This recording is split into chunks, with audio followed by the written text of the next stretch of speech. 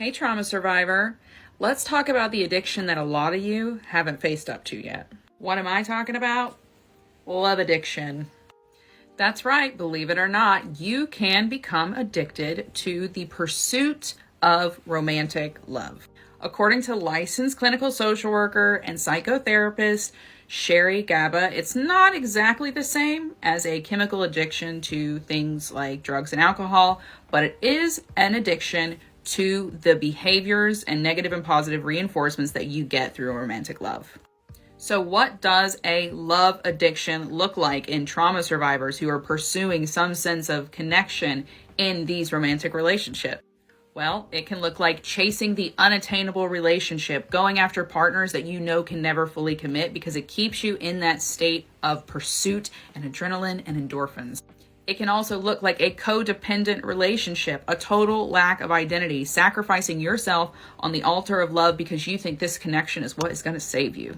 We see similar patterns in people who are obsessed with romantic love. All they want to do is watch romantic movies, read romantic books, and they chase romantic relationships every season like they're changing their wardrobe.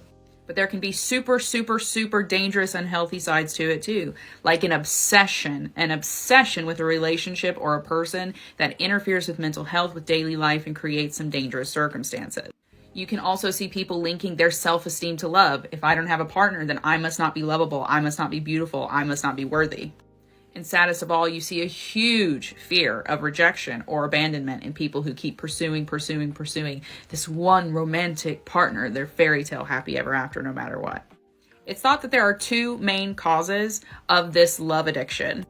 First and foremost, it's trauma bonds, having a history of trauma, not having healthy examples of love set in childhood, a traumatized or dysregulated nervous system. But there is also the second big cause, cultural reasons. That's right. There are certain elements within our culture that push us to pursue romantic relationships at all costs.